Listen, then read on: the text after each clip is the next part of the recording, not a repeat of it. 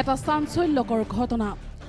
air এছিয়াৰ বিমানত সংঘটিত হ'ল এই আশ্চৰ্যকৰ ঘটনা গুৱাহাটীৰ পৰা দিল্লী অভিমুখী বিমানত সংঘটিত হ'ল এই দুৰ্ঘটনা আজি দুপৰীয়া 12:50 গুৱাহাটীৰ পৰা দিল্লীলৈ উৰিছিল এয়াৰ এছিয়াৰ বিমানখনে বিয়লি 3:15 দিল্লীৰ ইন্দিৰা গান্ধী আন্তঃৰাষ্ট্ৰীয় বিমানবন্দৰত অৱতৰণ কৰিছিল এয়াৰ এছিয়াৰ বিমানখনে আৰু তেতিয়াই হ'ল গণ্ডগোল বিমানৰ পৰা নামিবলৈ দিয়া নহ'ল কোনো যাত্ৰীক বিমানৰ যাত্ৰীৰ মাজত লাগিল হুলস্থুল ক'ত কি হৈছে দিল্লীৰ পৰা দিল্লীলৈ এয়াৰ এছিয়াৰ যিখন 12:50 ফ্লাইট সেইখনৰ আমিও যাত্ৰী আছিলোঁ সেইখন সময়মতে তাৰ পৰা আহিছিল কিন্তু দিল্লীটো অৱতৰণ কৰিছিল কিছু সময় পূৰ্বে কিন্তু প্ৰায় আধা ঘণ্টা সময় তেওঁলোকে আমাক বিমানৰ পৰা বাহিৰলৈ ওলাই যাবলৈ দিয়া নাছিল আৰু কিছু সময়ৰ পিছতেই বিমানৰ কেপ্টেইনে কৰিলে এটা বিশেষ ঘোষণা আৰু সেই ঘোষণাই লৈ আহিল এটা চাঞ্চল্যকৰ খবৰ এয়াৰ এছিয়াৰ বিমানখনৰ টয়লেটৰ ভিতৰত উদ্ধাৰ হৈছে এটা মানৱ ভ্ৰূণ আৰু শেষত আমি গম পালোঁ যে বিমানৰ যি লেবৰেটৰী আছে সেই লেবৰেটৰীত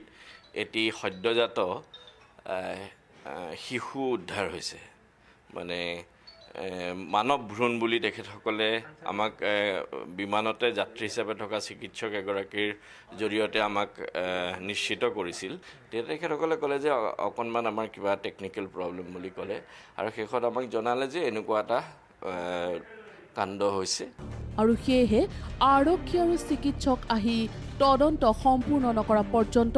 নামিবলৈ দিয়া নহ'ব বিমানখনৰ কোনো যাত্ৰীক অৱশ্যে আধা ঘণ্টামানৰ পিছত পুনৰ এটা নতুন ঘোষণা কৰি বিমানখনৰ পৰা যাবলৈ দিয়া হ'ল পুৰুষ যাত্ৰীসকলক আৰু তেওঁলোকে আমাক আধা ঘণ্টামানৰ পিছত আমাক পুৰুষ যাত্ৰীসকলক বাহিৰলৈ যাবলৈ অনুমতি দিলে কিন্তু মহিলা যাত্ৰীসকলক এতিয়াও তেখেতসকলে অনুমতি প্ৰদান কৰা নাই তেখেতসকলে জনালে যে আৰক্ষী আৰু চিকিৎসকসকল আহি আছে তেখেতসকলে আহি সম্পূৰ্ণৰূপে পৰীক্ষা নিৰীক্ষা বা অনুসন্ধান কৰাৰ পিছতহে